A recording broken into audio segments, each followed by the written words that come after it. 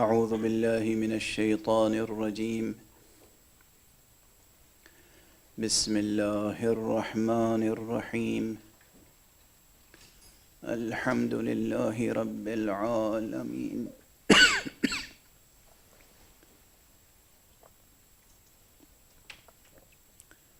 والصلاة والسلام على أشرف الخلائق أجمعين،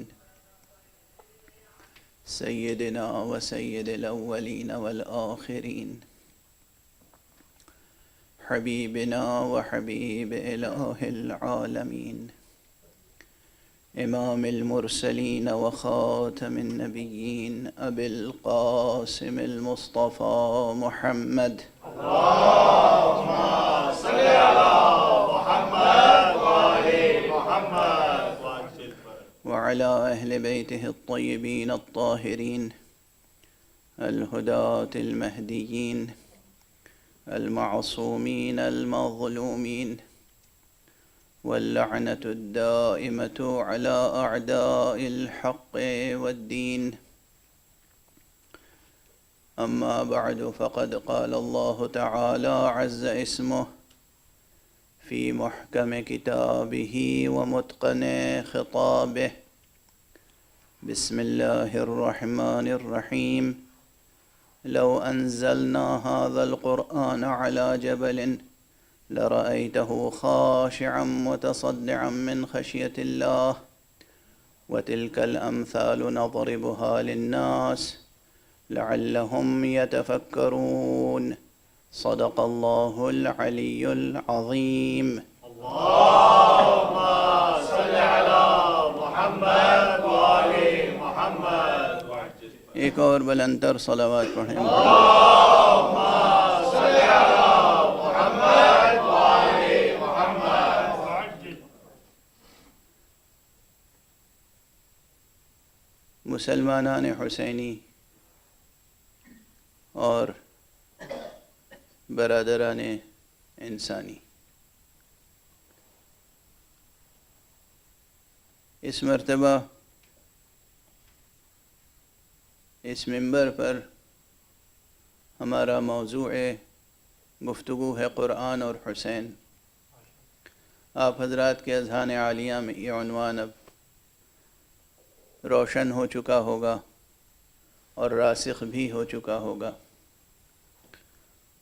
اور اس عنوان پر گفتگو کے لیے قرآن مجید سے جس ایک مستقل سرنامے کا انتخاب ہوا ہے وہ سورہ مبارکہ حشر کی آیت ہے،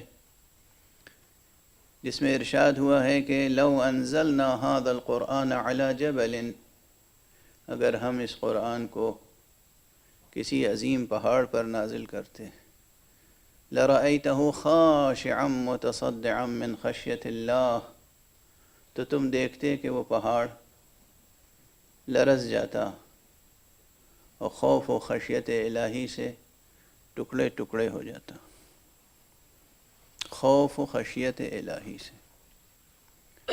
وَتِلْكَ الْأَمْثَالُ نَضْرِبُهَا لِلنَّاسِ لَعَلَّهُمْ يَتَفَكَّرُونَ، اور یہ مثالیں ہم لوگوں کے لیے اس لیے پیش کرتے ہیں تاکہ وہ فکر کریں. اب ایک فکری مسئلہ آپ کے سامنے یہی ہے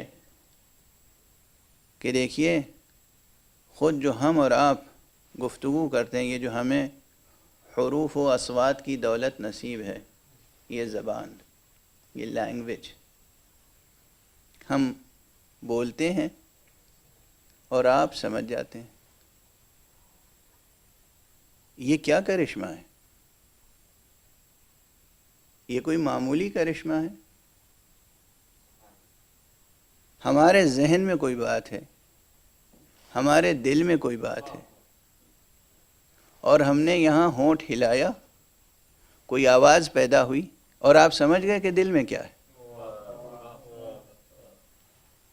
اور ہمارے آپ یہ موج ہوا کی لرزشوں کے ساتھ، یہ ویو لینس کے ساتھ کیا چیز پہنچی آپ تک؟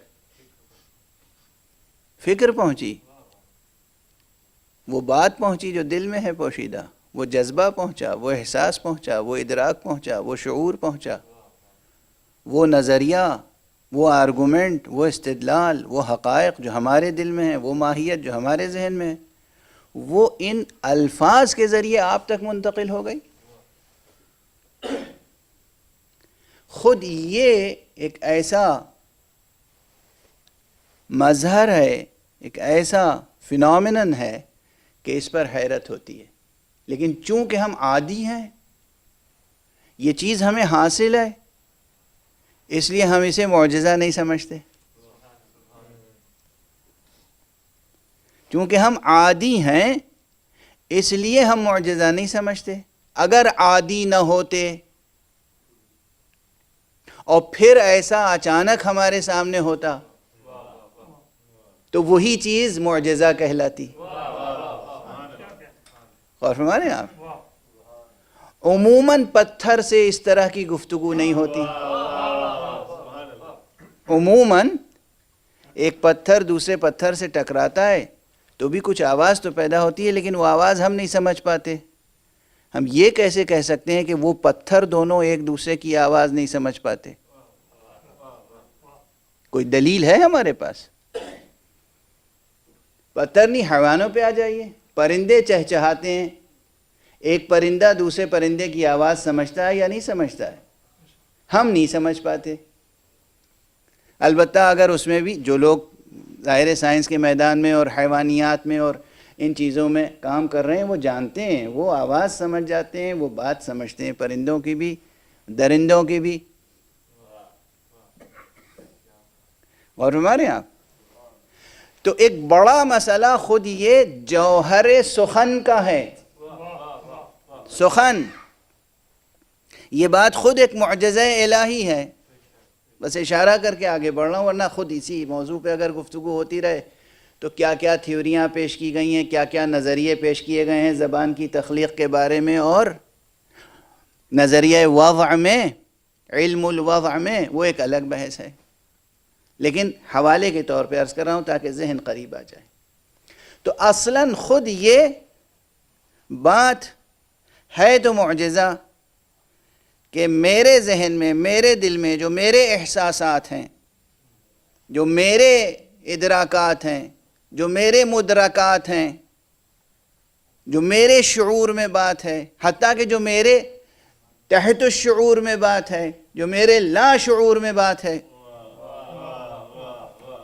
وہ بات میرے ہونٹوں سے نکلنے والے الفاظ کے ذریعے آپ کے ذہن تک منتقل ہو جائے۔ ایک تو یہ سطح ہے کہ میری بات آپ تک منتقل ہو، یہ بجائے خود معجزہ ہے۔ وہ کتنا بڑا معجزہ ہوگا کہ ہماری بات آپ تک نہیں منتقل ہو رہی ہے، خدا کی بات بندوں تک منتقل ہو رہی ہے۔ قرآن ان الفاظ کا مجموعہ ہے جن الفاظ کے ذریعے سے خدا کی بات مخلوقات تک منتقل ہو رہی ہے۔ دیکھیے یہ شعور زبان اور ذوق سخن بہت بڑی نعمت اور دولت ہے، اور اس اعتبار سے میں جو ممبر سے اکثر یعنی ایک عرصے سے اپیل کیا کرتا ہوں، درخواست کیا کرتا ہوں، آپ جو بھی کہہ لیں اسے، توجہ دلایا کرتا ہوں ماں باپ کو کہ اپنے بچوں کی تربیت میں بہت محنت کریں زبان سنوارنے پر۔ زبان کا شعور اچھا ہونا چاہیے، یہ نہیں کہ ٹوٹی پھوٹی سڑک پہ لڑکتی ہوئی جو بھی زبان آ گئی آ گئی۔ اسٹریٹ لینگویج سے بچیں، سلینگ سے بچیں، زبان کا صحیح شعور پیدا کریں اور ادبی ذوق پیدا کریں، لٹریری ٹیسٹ پیدا کریں۔ یہ بہت بڑی دولت ہے، بہت بڑی دولت۔ امیر المومنین امام المتقین علی ابن ابی طالب علیہ السلام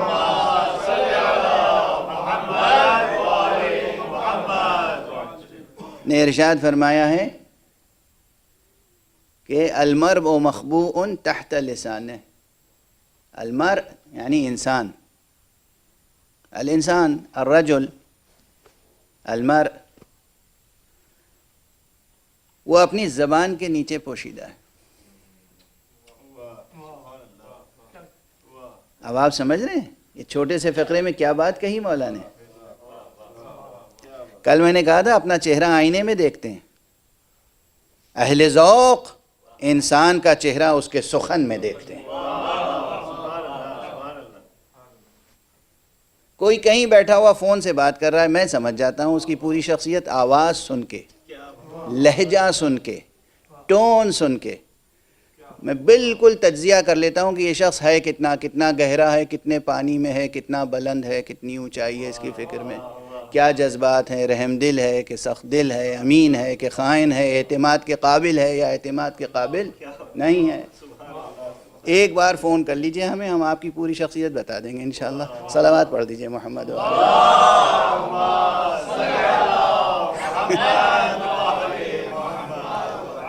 اب ایسا بھی نہ کیجئے گا کہ فون کرنا بند کر دیجئے۔ انسان دوست ہے یا دشمن، مخلص ہے یا مغرض،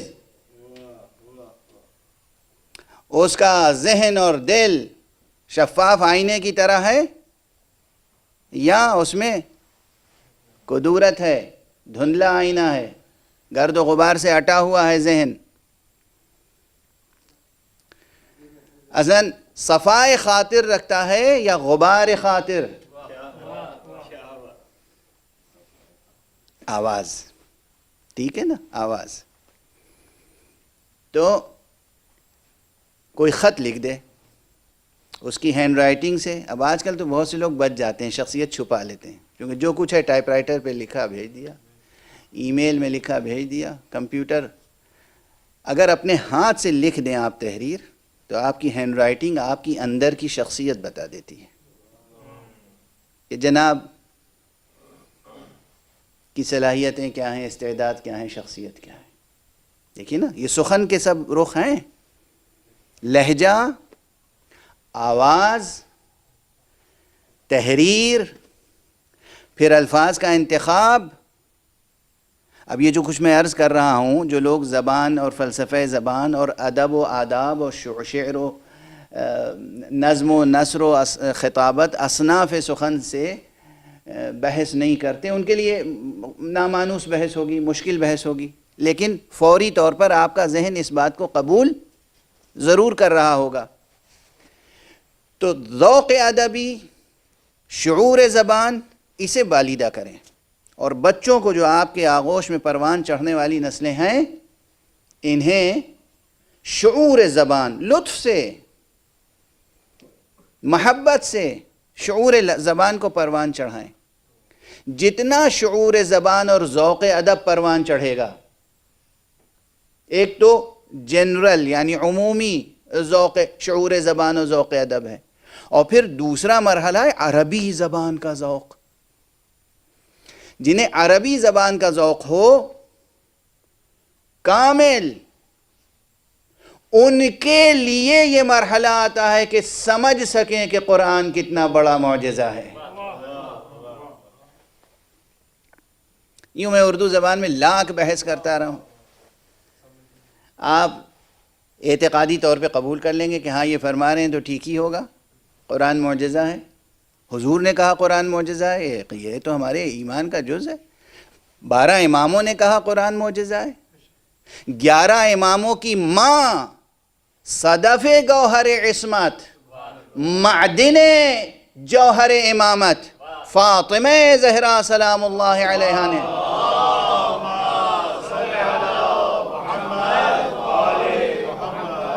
فرمایا قرآن معجزہ ہے۔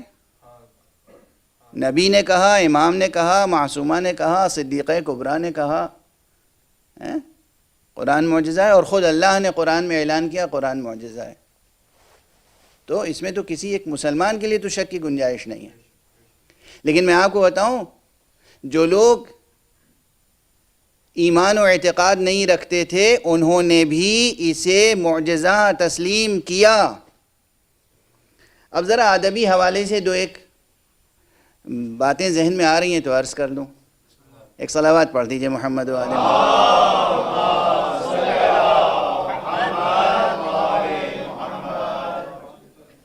عربوں کا ذوق سخن واقعاً بہت بالیدہ تھا، یہ صرف کہنے کی رسمی بات نہیں ہے۔ پوری دنیا میں اس گلوب پر کوئی ملت، کوئی قوم اصیل عربوں کے شعور زبان اور ذوق سخن تک نہیں پہنچ سکتی آسانی سے، اور وہ اس نعمت کو سمجھتے تھے کہ کیا نعمت ہے۔ شیطان نے گمراہ کر دیا تھا، بت پرست ضرور ہو گئے تھے، لیکن اس کے باوجود ان کے ہاں ذوق سخن بہت بالیدہ تھا۔ چنانچہ آپ کو کچھ واقعات عرض کروں کہ سخن کی قدردانی کیسے کرتے تھے وہ۔ بازار عکاظ میں سالانہ اجتماع ہوتا تھا، میلہ لگتا تھا، ہر قبیلے کا بڑے سے بڑا شاعر وہاں آتا تھا اور اپنے قصیدے پڑھتا تھا، اور بڑے بڑے نقادان سخن وہاں آتے تھے۔ تو ایک سے زائد واقعات میں ہے نابغہ جیسا شاعر، جس کا نام ہی نابغہ تھا، جسے آپ کہیے نام بھی نابغہ تھا، تخلص بھی نابغہ تھا، اور تھا بھی نابغہ علوم ادب میں۔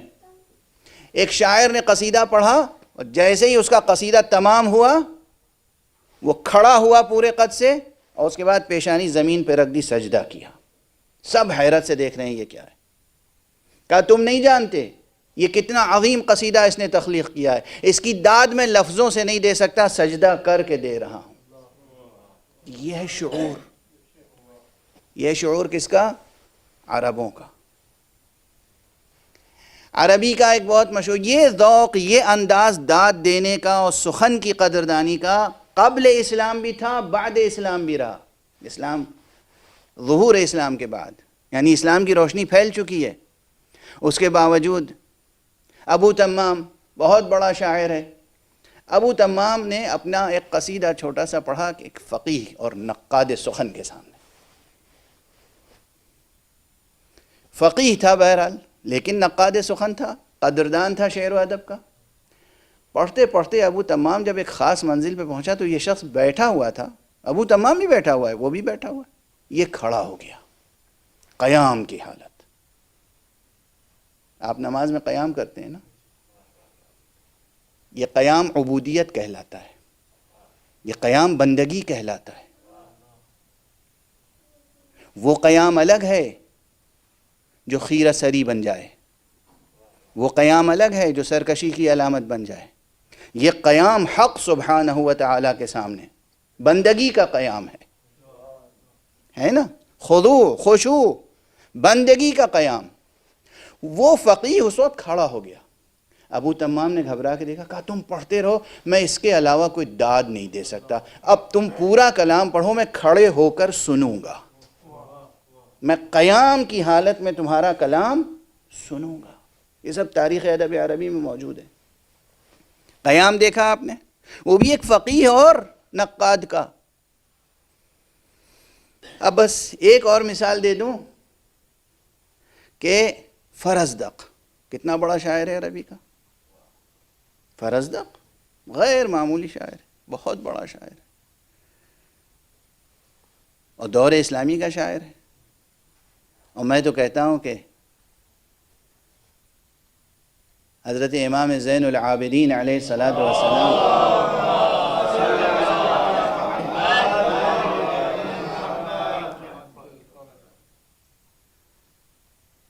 کی شان میں جو اس نے قصیدہ کہا ہے وہ بھی حرم الہی میں، تو میں کہوں گا اس قصیدے کے طفیل میں لوگ ہوں گے دوسری جگہوں کے ملک الشعراء۔ کوئی شاہ جہاں کے دربار کا ملک الشعراء ہوگا، کوئی دلی کے دربار کا ملک الشعراء ہوگا، کوئی ایران کے دربار کا ملک الشعراء ہوگا، کوئی انگلینڈ کا ملک الشعراء ہوگا، کوئی عربستان کا ملک الشعراء ہوگا۔ میرے لیے تو فرزدق حرم الہی کا ملک الشعراء ہے، اپنے اس قصیدے کے طفیل میں جو اس نے سید الساجدین زین العابدین امام علی ابن الحسین کی شان میں کہا ہے۔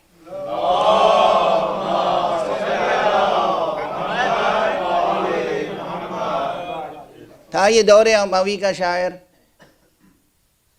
اور اس نے اور بہت سے بادشاہوں کی بھی مدح کی ہے، لیکن وہ مدحیں الگ ہیں. وہ مدحیں الگ ہوتی ہیں جو دربار داری کے لیے اور سیاست مداری کے لیے اور پیسوں کے لیے کی جاتی ہے. یہ شاعری الگ ہوتی ہے جس میں ایک سرفروشی ہوتی ہے اور جس میں نقد دنیا نہیں نقد آخرت کماتا ہے شاعر، جہاں جنت کمائی جاتی ہے. تو وہ میمیہ قصیدہ جس کا قافیہ میم ہے، حرف میم، اس کی وجہ سے پورے عربی ادب میں ایک خاص امتیاز رکھتا ہے. فرزدق شاعر تھا، زبان عربی اس کی مٹھی میں تھی. بہت سے نقادان سخن کہتے ہیں کہ اصلاً عربی زبان کے الفاظ کا بہت بڑا ذخیرہ ضائع ہو جاتا اگر ہمارے پاس فرزدق کا کلام نہ ہوتا. اچھا، جو شعراء اس پائے کے ہوں کہ وہ خود ایک علم کی حیثیت رکھتے ہوں، وہ دوسرے شعراء کو کہاں خاطر میں لاتے ہیں، کسی کو داد کہاں دیتے ہیں؟ یہ فرزدق. اس کے سامنے ایک مرتبہ قصیدہ پڑھا جا رہا تھا ابو عقیل لبید ابن ربیعہ کا، معلقہ، وہی معلقہ جو خانہ کعبہ پہ کہا جاتا ہے کہ آویزاں کیا گیا تھا خانہ کعبہ کی دیواروں پر. اس میں جو راویہ تھا، یعنی جو شعر پڑھنے والا تھا، وہ اس شعر پہ پہنچا کہ وَجَلَ السُّيُولُ عَنِ الطُّلُولِ كَأَنَّهَا زُبُرٌ تُجِدُّ مُتُونَهَا أَقْلَامُهَا. فرزدق اٹھا، کھڑا ہوا اور سجدے میں گیا. فرزدق. لوگوں نے کہا کہ یہ کیا؟ کہا تم قرآن کے سجدوں سے واقف ہو، میں شاعری کے سجدوں سے واقف ہوں. دیکھیے میں بتا رہا ہوں کہ ذوق شاعری، ذوق سخن، ذوق سخن. جو قوم سخن کی اتنی قدرداں ہو، پوری کی پوری قوم بلا استثناء قرآن مجید کے سامنے اپنے پورے وجود کے ساتھ سجدہ ریز ہو کر اس کے اعجاز کا کلمہ پڑھ رہی تھی، کل بھی پڑھ رہی ہے، آج بھی اور قیامت تک پڑھتی رہے گی.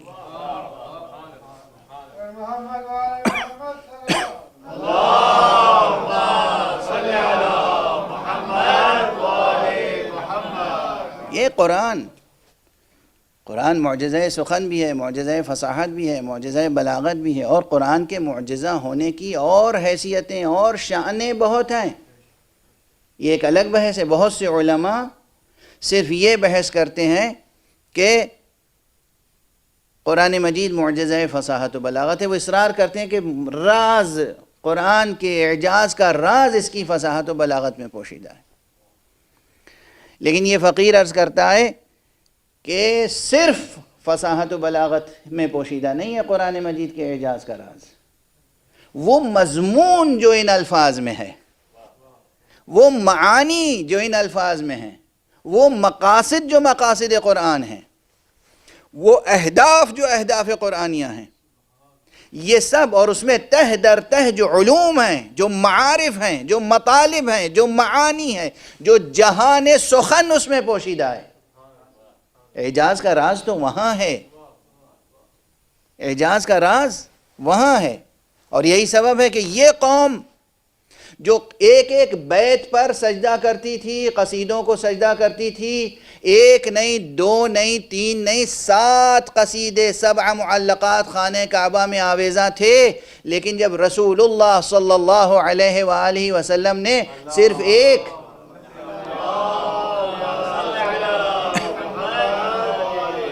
بلندر صلوات بھیجیں محمد.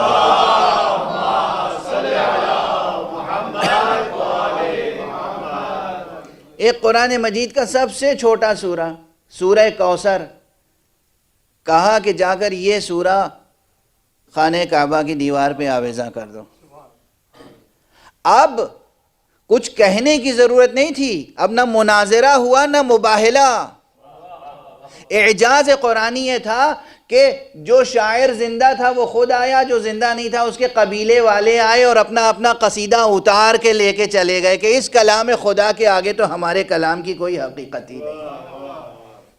یعنی تمام جاہ و جلال زبان و شعر و ادب عربی ایک طرف، اور قرآن مجید کا جلال و جمال ایک طرف. اور اسی لیے قرآن مجید میں ایک سجدے نہیں ہیں، ایک سجدہ نہیں ہے، دو سجدے نہیں ہیں، تین سجدے نہیں ہیں، پورے قرآن مجید میں 14 سجدے ہیں. اب میں نہیں کہہ سکتا کہ یہ 14 ہی سجدے کیوں ہیں. ایک صلوات پڑھ دیجئے محمد والے.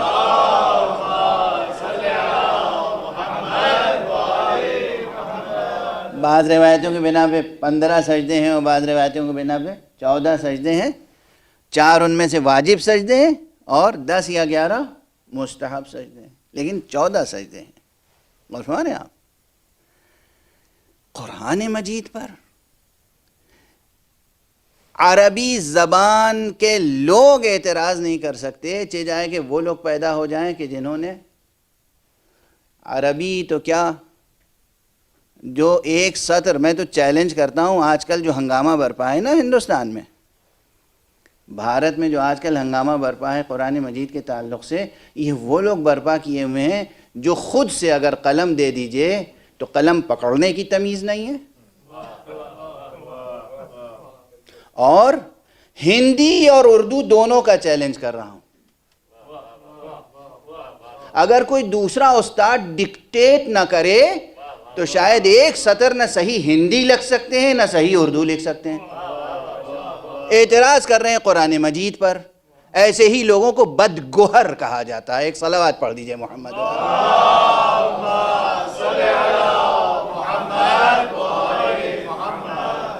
ایک اور صلوات پڑھ دیں محمد.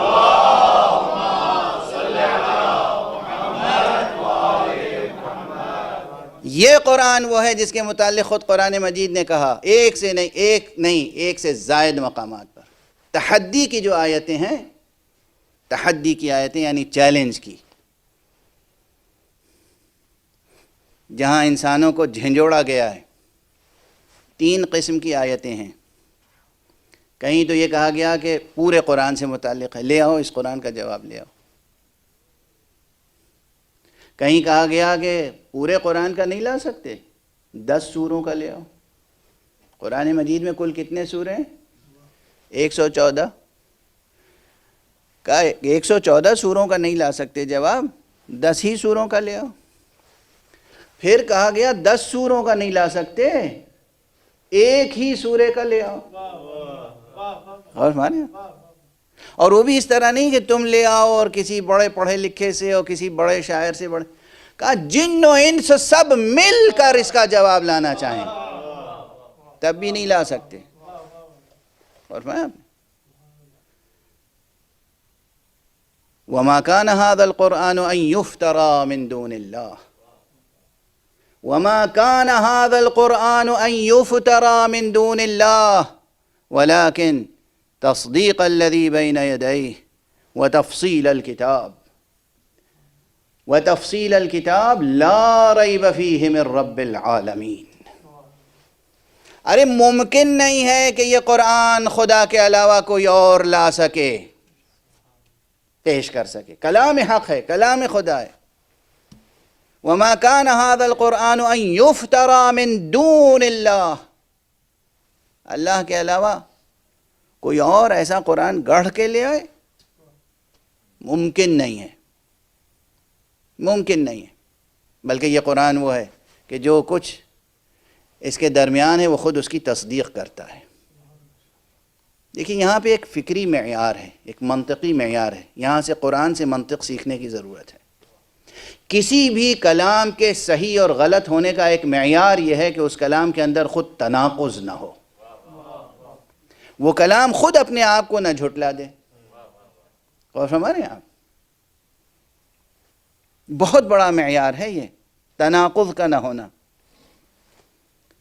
اور پھر مفسرین جانتے ہیں کہ اس آیت میں کیا ہے، کہ یہ صرف قرآن مجید کے متن میں 2 دفتیوں کے درمیان جتنی آیتیں ہیں ایک دوسرے کے درمیان کوئی تناقض نہیں ہے، کوئی تضاد نہیں ہے، بلکہ تورات اور انجیل وہ تورات جو حق سبحانہ و تعالیٰ کی طرف سے نازل ہوئی تھی، تحریف شدہ نہیں، وہ انجیل جو حق سبحانہ و تعالیٰ کی طرف سے نازل ہوئی تھی، وہ زبور جو حق سبحانہ و تعالیٰ کی طرف سے نازل ہوئی تھی، وہ تمام صحف انبیاء جو حق سبحانہ و تعالیٰ کی طرف سے نازل ہوئے تھے، کسی میں ایک دوسرے سے کوئی تناقض اور تضاد نہیں ہے، بلکہ یہ ان کتابوں اور ان صحیفوں میں آنے والے حقائق کی تصدیق کرنے والی کتاب ہے۔ یعنی آج یہ نہ دیکھو، معیار تمہارا یہ نہ ہو کہ جو قرآن کی آیت تورات کے مطابق ہے وہ صحیح ہے، جو تورات کے مطابق نہیں ہے وہ صحیح نہیں ہے۔ تم یہ دیکھو کہ تورات جو موجود ہے تمہارے ہاتھوں میں، اس کی جو آیت قرآن سے مطابق ہے وہ صحیح ہے، جو قرآن کے مطابق نہیں ہے وہ غلط ہے۔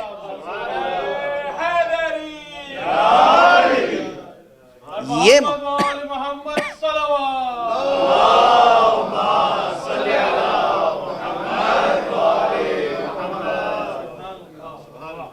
تورات ہو یا انجیل ہو یا زبور ہو یا صحف انبیاء میں سے کوئی بھی صحیفہ ہو، کوئی بھی صحیفہ ہو، جن صحیفوں کو ہم جانتے ہیں وہ، یا جن صحیفوں کو ہم بطور صحیفہ نہیں جانتے وہ، قرآن مجید کے مطابق ہوگا تو وہ صحیح ہوگا، اور قرآن مجید سے مختلف ہوگا تو پھر وہ منزل من اللہ نہیں ہوگا، وہ اللہ کی طرف سے نہیں ہوگا۔ اب یہ اجمالی بحث میں نے عرض کی ہے، ظاہر ہے کہ اسی ضمن میں اگر 10 مجلسیں ہوں، 20 مجلسیں ہوں، کیا 1 سال تک یہی عنوان رہے کہ قرآن معیار بنا کر، اور یہ آپ حضرات کا، یہ اسکالرز کا، اسٹوڈنٹس کا، ارباب ذوق کا، اہل ایمان کا یہ ہوم ورک ہے۔ اگر آپ ہیبرو جانتے ہیں، اگر آپ آرامک زبان جانتے ہیں، اگر آپ انجیل اور تورات کی زبان و ہیبرو کا نسخہ موجود ہے، تورات کا نسخہ موجود ہے ہیبرو میں، اور اس کے مختلف ٹرانسلیشنز، ان سب کو آپ لائیں اور اس کے بعد مقابلہ کریں، محنت تو کریں نا،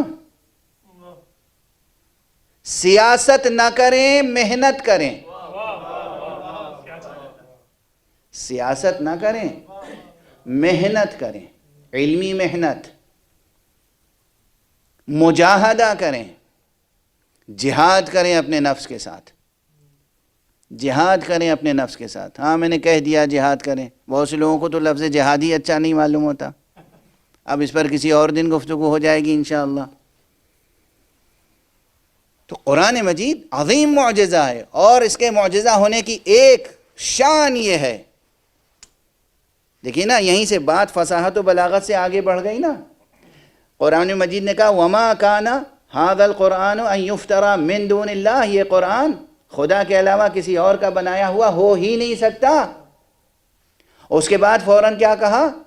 وَلَكِن تَصْدِيقَ الَّذِي بَيْنَ يَدَيْهِ، یہ تصدیق ہے ان تمام چیزوں کی جو اس کے سامنے ہیں، اس کے سامنے یا اس کے درمیان، جو کچھ خود اس میں ہیں اور جو اس سے پہلے آ چکے ہیں، تورات، انجیل، زبور، صحف انبیاء، ان سب کی تصدیق کرنے والا ہے یہ قرآن۔ تصدیق اور تکذیب، تصحیح اور تخطئہ، یہ مسئلہ لفظ کی فصاحت سے تعلق نہیں رکھتا، یہ معنی کی حقیقت سے تعلق رکھتا ہے۔ یہ لفظ کی فصاحت سے تعلق نہیں رکھتا، یہ معنی کی حقیقت سے تعلق رکھتا ہے، معنی کی منطقیت سے تعلق رکھتا ہے، معنی کی حکمت سے تعلق رکھتا ہے۔ تو اس کے معنی ہے کہ ایک شان معجزہ ہونے کی یہ ہے، معجزہ ہونے، قرآن کے معجزہ ہونے کی یہ شان ہے کہ اس قرآن کے سامنے لے آؤ تورات کو، تو تورات کی آیتیں خود 2 حصوں میں بٹ کے کہیں گی ہم اللہ کی طرف سے آئے ہیں اور ہمیں لوگوں نے بنایا ہے۔ بالکل ویسے ہی جیسے محمد اور آل محمد علیہم السلام کی شان تھی۔ بڑے سے بڑے حبر یہودی آیا، بڑے سے بڑے احبار آئے، بہت سے بڑے یہودی یا نصارہ آئے، مگر رسول کے سامنے آ کر، علی کے سامنے آ کر، حسن کے آگے آ کر، سامنے آ کر، حسین کے سامنے آ کر کیفیت یہ ہوتی تھی کہ جب یہ کہتے تھے جو میں کہوں گا تصدیق کرو گے، لرزہ براندام ہو کر کہتے تھے ضرور تصدیق کروں گا۔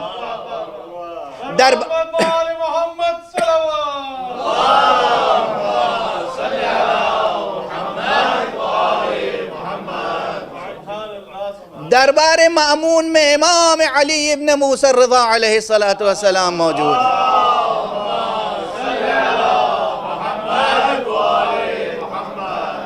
یہ یہودی ہے اور وہ نصرانی ہے اور وہ مجوسی ہے اور وہ نہ جانے صابئی ہے اور وہ کس مذہب کا ہے اور وہ کس مسلک کا ہے، اور امام تشریف فرمائیں. جو کہہ دیا امام نے، کسی کی مجال نہ تھی جو امام کو جھٹلا سکتا. توجہ رہے، یہی شان مشترک ہے دونوں میں. کل امیر المؤمنین علیہ السلام کی حدیث میں نے سنائی تھی، عرض کی تھی آپ کے سامنے اصول کافی کی. امام نے کیا فرمایا کہ اللہ سبحانہ وتعالی نے ان اللہ تبارک وتعالی طہرنا وعصمنا وجعلنا شہداء علی خلقہ وحجتہ فی ارضہ وجعل القرآن معنا وجعلنا مع القرآن. قرآن کو ہمارے ساتھ قرار دیا، ہمیں قرآن کے ساتھ قرار دیا. یہی شان قرآن کی ہے. قرآن کے آگے تورات آ جائے تو آیتیں بکھر جائیں گی. اہل قرآن کے سامنے کوئی یہودی آ جائے،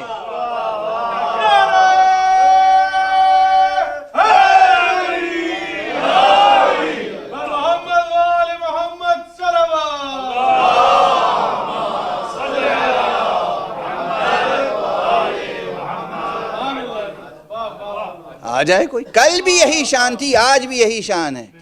اخباروں میں، سیاسی اخباروں میں قرآن اور اہل قرآن کے خلاف مضامین لکھتے رہنا الگ بات ہے، اور میدان میں، مقابل میں، محاذات میں قرآن اور اہل قرآن کے آ کر مقابلہ کرنا کچھ اور بات ہے. نہ اس مقابلے میں کوئی ٹھہرا تھا جو واقعاً میدان مباہلہ میں ہوا تھا، نہ آج کوئی ٹھہرا ہے، نہ قیامت تک کوئی ٹھہر سکتا ہے.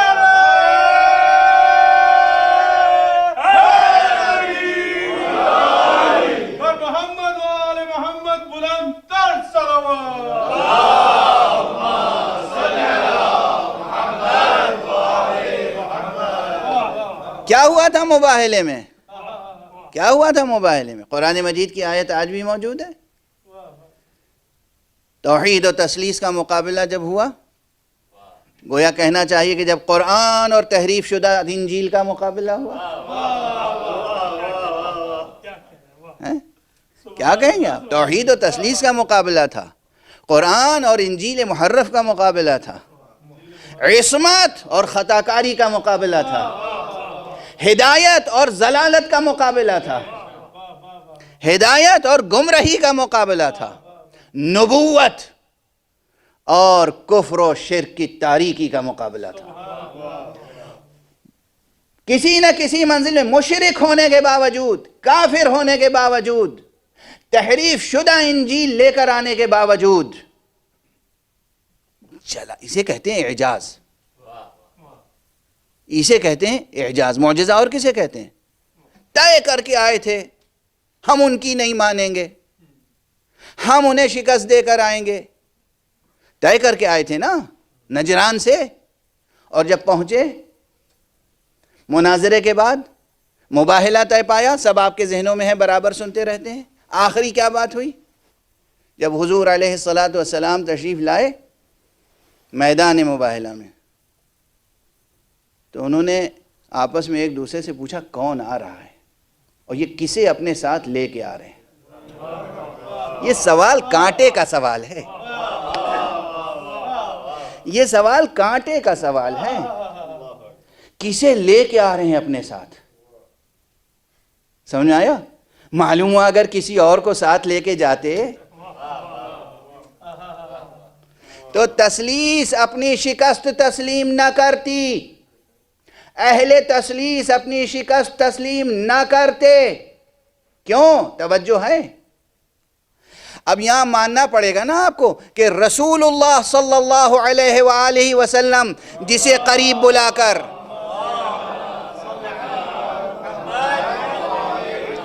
اور خصوصی اپنی چادر سے حصار میں لے کر اور لوگوں کے درمیان اعلان نہیں کر رہے ہیں.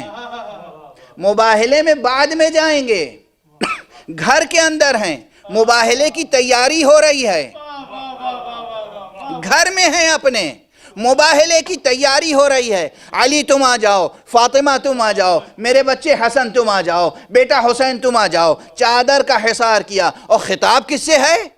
انسانوں سے نہیں. اللہم ہؤلاء اہل بیتی، پروردگار یہ ہے میرے اہل بیت. کیا شان مصطفیٰ ہے، کیا شان اہل بیت مصطفیٰ ہے.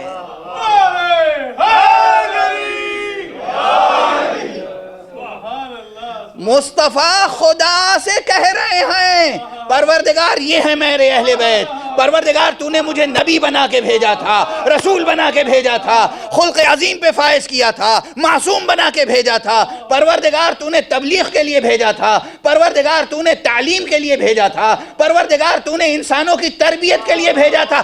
دیکھ میں نے کیسے تربیت کی ہے. یہ ہے میری تربیت کا شاہکار. صلوات پڑھ دیں محمد و آل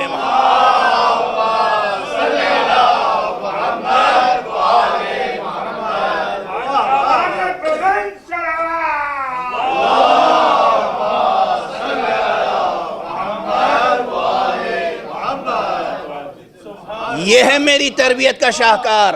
یعنی گویا کہہ رہے پروردگار تو نے مجھے ایک قرآن دیا تھا لفظوں میں، دیکھ میرے مالک میں نے قرآن تیار کر دیے ہیں. بولتے ہوئے قرآن، سانس لیتے ہوئے قرآن، چلتے ہوئے قرآن، تلوار چلاتے ہوئے قرآن، خطبہ دیتے ہوئے قرآن، قلم سے تحریر کرتے ہوئے قرآن. نعرہ تکبیر، اللہ اکبر، نعرہ رسالت، یا رسول اللہ، نعرہ حیدری، پر محمد و آل محمد بلند تر صلوات.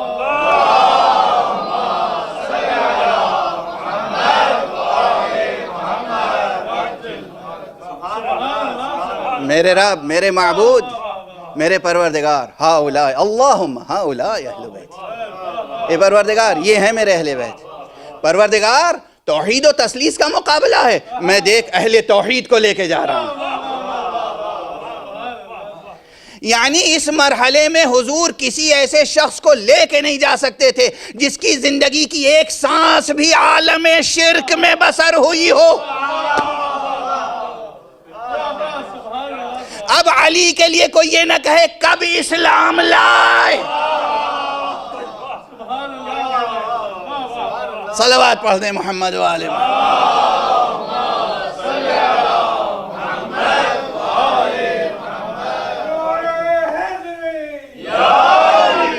توحید اور شرک کا مقابلہ تھا، توحید اور تثلیث کا مقابلہ تھا، قرآن اور تحریف شدہ انجیل کا مقابلہ تھا، قرآن اور تحریف شدہ تورات کا مقابلہ تھا. تو ہوا کیا؟ آخری کیا ہوا فیصلہ؟ جب ان کو لے کر گئے، یہیں سمجھ میں آ جائے گا نا عنوان بھی، حسین اور قرآن، قرآن اور حسین. مقابلہ ہے نا قرآن اور تحریف شدہ کتابوں کا. کسے لے کے جا رہے ہیں؟ کسے لے کے جا رہے ہیں؟ علی، فاطمہ، حسن، حسین. اور عجب شان ہے جو بعض کتابوں میں بعض روایتیں لکھی ہیں وہ بڑی معتبر روایتیں. بعض روایتوں میں ہے کہ حسین کو گود میں لیے ہوئے تھے اور حسن کو کی انگلی پکڑے ہوئے تھے اور پشت پہ زہرا تھیں اور ان کی پشت پر امیر المومنین تھے. یہ بعض روایتوں میں. یہ تفسیر مجھ سے پہلے بھی لوگ عرض کر چکے ہوں گے، شاید پہلی بار میں نہیں عرض کر رہا ہوں، لیکن توجہ دلانے کی بات ہے، توجہ رکھنے کی بات ہے. اور یہ حسین منظر نگاہوں میں بسائے رکھنے کی بات ہے. نظروں میں بسا رہے یہ منظر، ذہن کے آئینے میں تجلی بار رہے یہ منظر، دل کے ایوان میں اگر کوئی مرقع آویزاں ہو تو بس یہ مرقع. غور فرمایا آپ نے کیا مرقع ہے؟ آگے حسین ہیں. سب سے آگے کون ہے جب پوچھا جائے گا تو کیا جواب ملے گا؟ تنزیل قرآن میں سب سے آگے محمد ہیں، لیکن قرآن کے دفاع کی جہاں منزل ہے سب سے آگے حسین ہیں. محمد کے رہتے ہوئے حسین آگے آگے ہیں. صلوات پڑھ دیں محمد و آل محمد.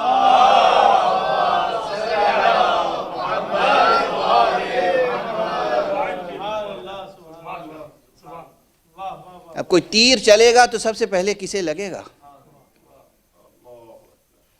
کوئی پتھر اٹھا کے پھینکے گا تو کسے لگے گا سب سے پہلے؟ نبی پہ تیر چلائے گا لگے گا حسین کے سینے پر، کوئی نشانہ بنائے گا مصطفیٰ کو لگے گا حسین کو، آگے حسین ہے، میدان مباہلہ میں آگے حسین۔ بس اب وہ جو اصل مماثلت ہے وہ تو عرض کر دوں کہ چونکہ آیت مباہلہ میں کیا ہے، ترتیب یہی ہے۔ فَقُلْ تَعَالَوْا نَدْعُ أَبْنَاءَنَا وَأَبْنَاءَكُمْ وَنِسَاءَنَا وَنِسَاءَكُمْ وَأَنفُسَنَا وَأَنفُسَكُمْ ثُمَّ نَبْتَهِلْ۔ سب سے پہلے بیٹوں کا تذکرہ ہے، اس کے بعد خواتین کا تذکرہ ہے، اس کے بعد نفس کا تذکرہ ہے۔ جس ترتیب سے اللہ نے آیت نازل کی اسی ترتیب سے مصطفیٰ میدان مباہلہ میں اتر رہے ہیں۔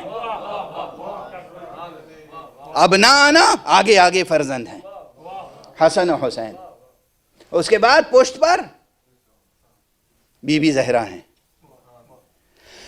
لوگ کہتے ہیں جناب ابراہیم کے لیے قرآن مجید نے کہا ہے کہ ابراہیم تو تنہا ایک امت تھے، یہاں نساءنا جمع کا صیغہ ہے، مگر لے گئے ہیں تنہا فاطمہ زہرا کو، اس کے معنی یہ ہے کہ فاطمہ زہرا بھی تنہا ایک امت ہے، تنہا ایک امت۔ اور اس کے بعد انفسنا کا تذکرہ ہے تو بعد میں پشت پر علی۔ عجب ترتیب سے۔ اب نفس رسول دیکھنا ہو تو روح رسول نہ دیکھو، دیکھو جلوں میں کون آ رہا ہے، علی نفس رسول۔ دیکھا کیسا مرقع سجایا ہے، کیسا مرقع سجایا ہے۔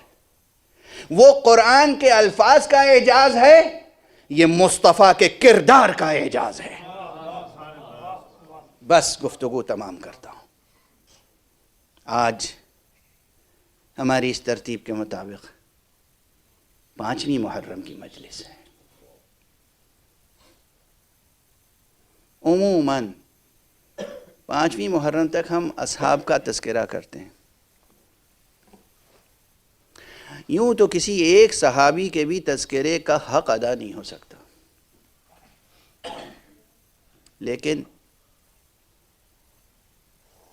حسین کے اصحاب میں ہر صحابی اپنی جگہ بے نظیر تھا،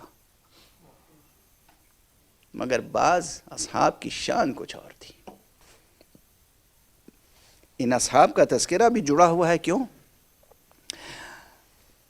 محرم میں عموماً تذکرہ ہوتا ہے مصائب کا اور اصحاب کا اور اہل بیت کا، لیکن یہ جو موضوع ہے اس سے اس طرح منسجم ہے، قرآن اور حسین کا موضوع ہے نا۔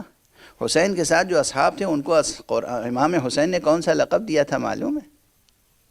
جو آپ نے خطبہ ارشاد فرمایا ہے روز عاشورہ، اس میں اپنے اصحاب سے کہا یا امت القرآن، اے امت قرآن۔ امت قرآن ڈھونڈنا ہو تو کہیں اور نہ جاؤ، کربلا جاؤ، اور وہ بھی کہاں؟ زیر پرچم ابو الفضل العباس، زیر پرچم حسینی تلاش کرو امت قرآن۔ امت قرآن یاد رکھیے گا، امت قرآن۔ اور جس طرح آقا امام حسین کے اصحاب و انصار امت قرآن ہیں، ویسے ہی آپ کے ماتمیوں کو امت قرآن کا مصداق ہونا چاہیے۔ آپ میں سے ہر فرد کو امت قرآنی کا فرد ہونا چاہیے۔ فرض ہے آپ پر قرآن سے دفاع، واجب ہے آپ کے اوپر قرآن کا اتباع۔ قرآن عظیم ترین نعمت ہے اللہ کی جو انسانوں کو دی گئی ہے، اور یہ بات وہی سمجھتے ہیں جن کے پاس فہم و فراست ہو، سچی فہم و فراست، ایسی فہم، ایسی سوجھ بوجھ دین کی کہ عوام الناس نہیں، امام انہیں فقیہ کہہ کے پکار سکے۔ امام اگر فقیہ کہہ کے پکارے کسی کو تو اس کی دینی مذہبی کیسی فہم و فراست ہوگی۔ امام حسین نے، اب ظاہر ہے کہ تاریخ کھنگالیں گے آپ تو تاریخ میں تو بہت سی چیزیں ہیں اور اختلاف روایات ہے، لیکن ان تمام اختلاف روایات کو دور کرنے کے بعد جو چیزیں ہمارے بزرگوں نے جس طرح نقل کی ہیں اس میں بڑی معنویت ہے، بڑی معنویت ہے۔ امام علیہ السلام جب دوسری محرم کو کربلا پہنچ گئے اور اس کے بعد دشمنوں کی آمد شروع ہو گئی، تو امام نے کچھ خطوط کربلا سے لکھے ہیں۔ اس میں سے ایک خط وہ ہے جو امام نے کوفے بھیجا ہے اپنے بچپن کے دوست حضرت حبیب ابن مظاہر کو، لیکن یہ کہہ کر لکھا ہے الی الرجل الفقیہ، مرد فقیہ کی طرف، جو اس مرد فقیہ کے محضر میں بیٹھ کر فقہ اسلامی کا شعور نہیں پیدا کر سکتے، ادھورا شعور لے کے جائیں گے تو فقیہ کی ولایت بھی سمجھ میں نہیں آئے گی۔ فقیہ کی ولایت تو تبھی سمجھ میں آئے گی جب کربلا کی روشنی میں فقہی شعور پروان چڑھے گا۔ اب بس وقت نہیں رہ گیا، 2-3 فقرے عرض کروں گا، میں مکمل شہادت تو نہیں عرض کر سکوں گا، 2-3 فقرے عرض کروں گا، انشاءاللہ آپ حق گریہ ادا کریں گے، آپ پرسہ دیں گے۔ حبیب کا پرسہ کسے دیں گے؟ ظاہر ہے حبیب کا پرسہ حبیب کی زوجہ کو دیں گے، حبیب کا پرسہ حبیب کے بیٹے کو دیں گے، مگر میری بات سنیے، حبیب کا پرسہ زینب کو بھی دیجیے گا۔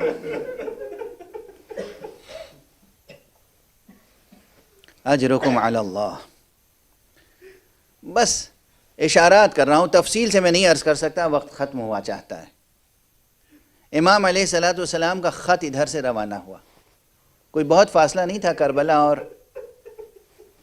کربلا اور کوفے میں بہت فاصلہ نہیں تھا، دن کے دن خط پہنچ جاتا تھا، چند ساعتوں میں گھوڑے سے جو قاصد تھا وہ پہنچ جاتا تھا۔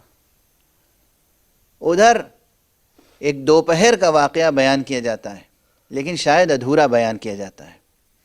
ایک دوپہر کی کیفیت یہ تھی کہ حبیب، ان کی زوجہ، ان کا بیٹا قاسم، یہ لوگ دسترخوان پر بیٹھے ہوئے ہیں، دسترخوان پہ نعمتیں چنی ہوئی ہیں، زوجہ کے چہرے پہ پہلے سے تفکر ہے، جیسے زوجہ کو کسی چیز کا انتظار ہو، جیسے زوجہ کو کسی چیز کا انتظار ہو۔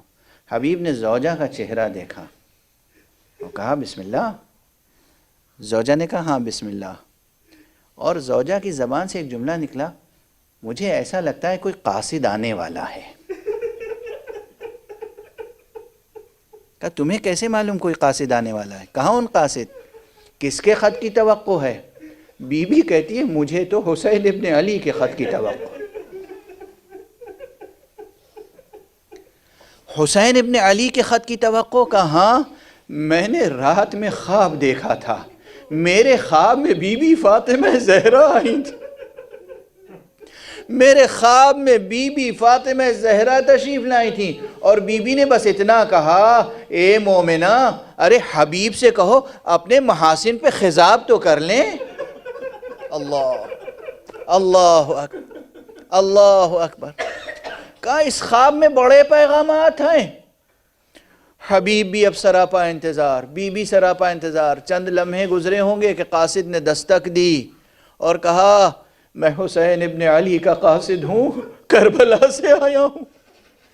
اجرکم علی اللہ، اجرکم علی اللہ۔ آپ اکثر سنتے رہتے ہیں۔ اب اس کے بعد جو بھی مضامین ہیں کہ جناب حبیب ابن مظاہر اس وقت کس طریقے سے عبید اللہ ابن زیاد نے کوفے کی ناکہ بندی کر رکھی تھی، کوئی انسان ادھر سے ادھر جا آ نہیں سکتا تھا، حدود کوفہ سے نکل نہیں سکتا تھا، حدود کوفہ میں داخل نہیں ہو سکتا تھا، مگر یہ کہ وہ حکومت وقت کی نظر میں آ جاتا تھا۔ کس اہتمام سے، کس حکمت سے، کس فراست سے حبیب نے اپنے غلام سے کہا یہ میرا گھوڑا لے لے اور مزارع سے گزرتا ہوا، نخیل سے گزرتا ہوا، نخلستانوں سے گزرتا ہوا، باغوں میں سے تم اس سرحد پہ چلا جا جہاں سے کربلا کا راستہ نکلتا ہے، تاکہ کسی کو شبہ نہ ہو۔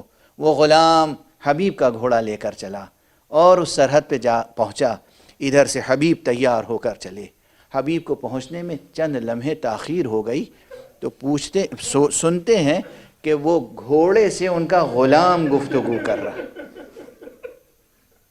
کہ اگر میرے آقا نہیں آئے، اگر حبیب نہیں آئے تو یہ نہ سمجھنا کہ یہاں سے کوئی جائے گا نہیں کربلا، میں تجھ پر سوار ہو کر فرزند زہرا کی نصرت کے لیے جاؤں۔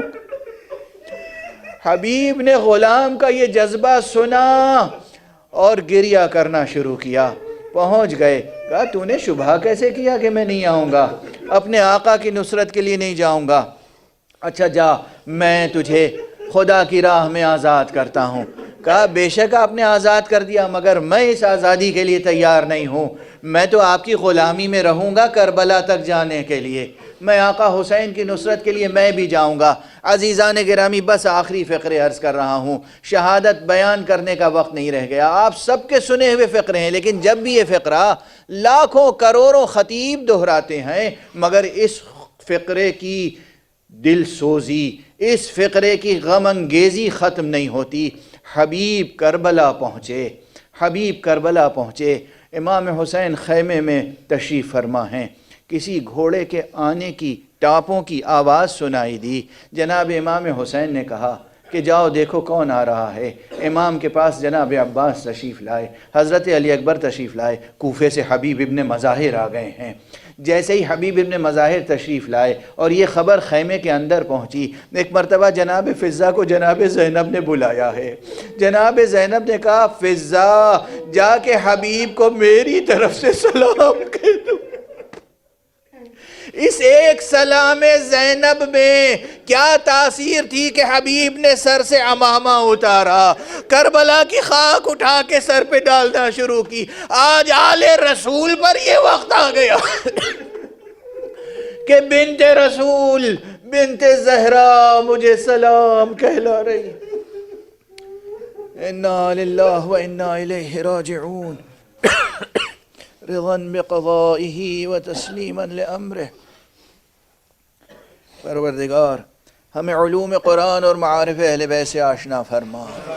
معبود پروردگار، شہدائے کربلا کا واسطہ ہے، آج تک روئے زمین پر تیری راہ میں جتنے شہید ہونے والے ہیں ان کے درجات و مراتب کو بلند فرما.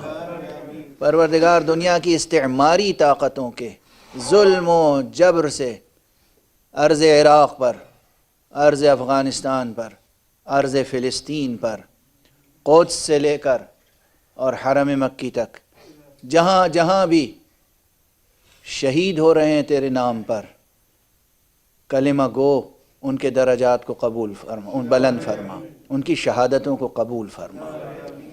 استکباری و استعماری طاقتوں کو پالنے والے اپنے قہر و غضب سے پامال کر دے. پروردگار معبود نور قرآن کو اس کائنات میں پھیلا دے. تجلی قرآن سے اس معمورہ ارضی کو منور فرما. جان قرآن کو اذن ظہور عطا فرما. پروردگار جو علماء اعلام، جو مراجع تقلید، جو فقہا، جو خطبہ، جو ذاکرین ابو عبداللہ الحسین اس نور قرآن کو پھیلانے میں مشغول ہیں، جو منتظرین حضرت حجت ہیں، ان کی توفیقات میں اضافہ فرما.